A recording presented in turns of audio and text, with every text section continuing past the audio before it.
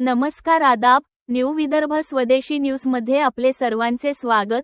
बुलढाणा शहर प्रतिनिधी शेख गफ्फार शेख सत्तार यांची रिपोर्ट।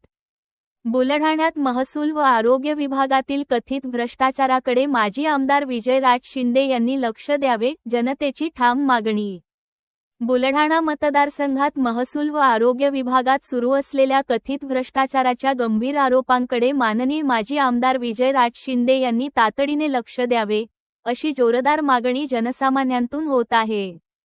यापूर्वी नगर परिषदांमधील ओपन स्पेस गैरव्यवहार धाडसाने उघड करून प्रशासनात खळबळ उडविणाऱ्या माजी आमदारांनी आता जिल्हा पातळीवरील या गंभीर प्रश्नांकडेही लक्ष केंद्रित करावे, अशी अपेक्षा व्यक्त होत आहे।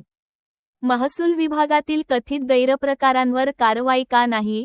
महसूल विभागातील तत्कालीन मंडळ अधिकारी विजय दत्तात्रय टेकाळे यांच्यावर जमिनीच्या फेरफार, तुकडेबंदी, 7/12 नोंदींमध्ये बेकायदेशीर बदल तसेच न्यायालयीन आदेशांची पायमल्ली केल्याचे गंभीर आरोप आहेत।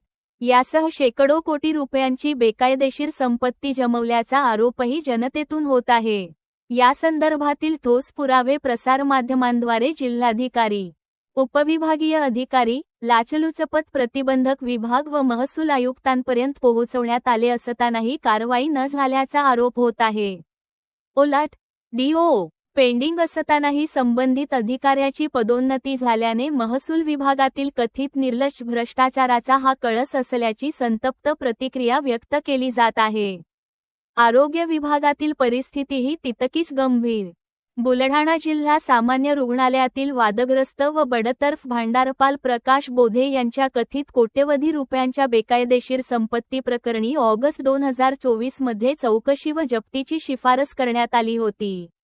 मात्र डिसेंबर 2025 उजाडूनही आरोग्य विभाग व आरोग्यमंत्री स्तरावरून कोणतीही ठोस कारवाई न झाल्याचा आरोप होत असून ही विरंगाई जनतेला अस्वस्थ करणारी असल्याचे बोलले जात आहे।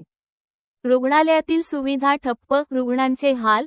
जिल्हा सामान्य रुग्णालयात MRI मशीन बंद, लिफ्ट बंद, युनानी व ॲलोपॅथिक औषधांचा दर्जा संशयास्पद असल्याचे आरोप।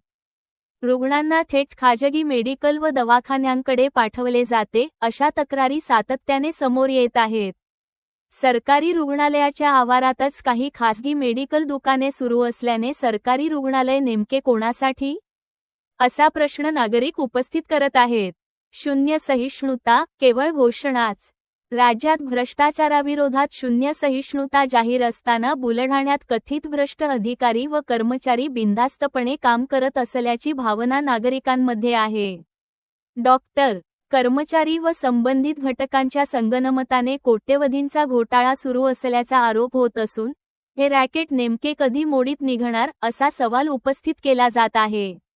जनतेची ठाम मागणी, या सर्व प्रकरणांची तातडीने स्वतंत्र व निष्पक्ष चौकशी, दोषी आढळणाऱ्यांवर कठोर कारवाई, रुग्णालयातील सुविधा तत्काळ कार्यान्वित करणे, रुग्णांना खाजगी मेडिकलकडे पाठवण्याची प्रथा बंद करणे, अशा मागण्या जनतेतून जोर धरू लागल्या आहेत।